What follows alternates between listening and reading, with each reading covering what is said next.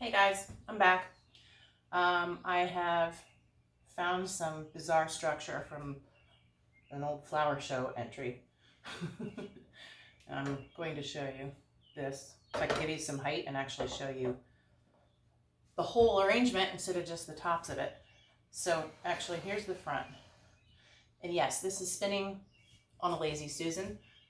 Another trick that I learned so that you can view your arrangement from all sides. It's just one of those plastic, I don't know, OXO makes it, I think. There you go. So I love using that because it allows me to see the arrangement from all sides. I went out to the garden to find some trailing stuff, which is kind of a fail. However, I did buy some variegated ivy to use for some of the containers I was doing. So I'm going to, it doesn't seem to be curving the exact way I want it to, but just to give the arrangement a little bit of, not that one, a little bit of interest and a little bit of a trail.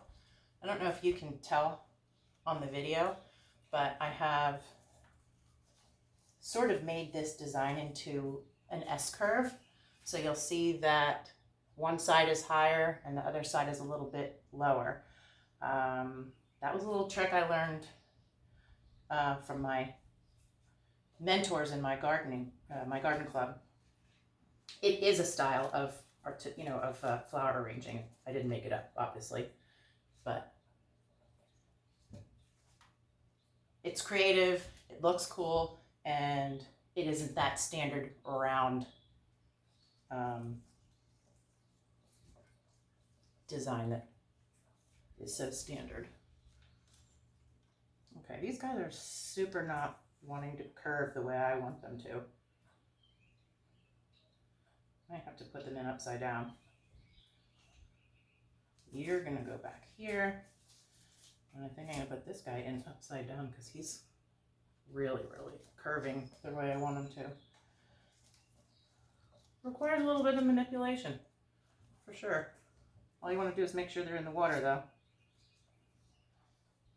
And then I'll put this guy going up like the S-curve shape. So, there. Can you see that okay? That's pretty much it.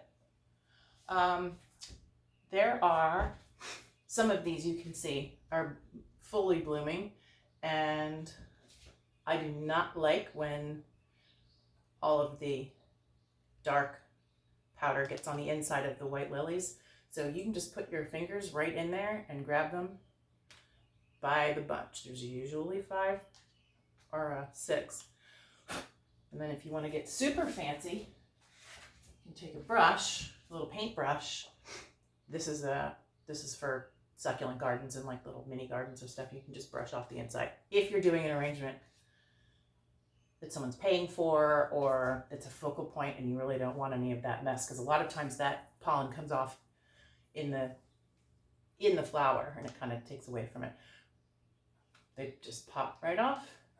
Someone told me that you can actually rub that stuff on your hands and it's good for your hands. I found that to just turn my fingers super orange, but whatever. So it's easier to do them before they fully form. That way there's no pollen to come off. Here's the back of it. So that's it, folks. I don't really have much more for you today. I'll be back though. Thanks for joining.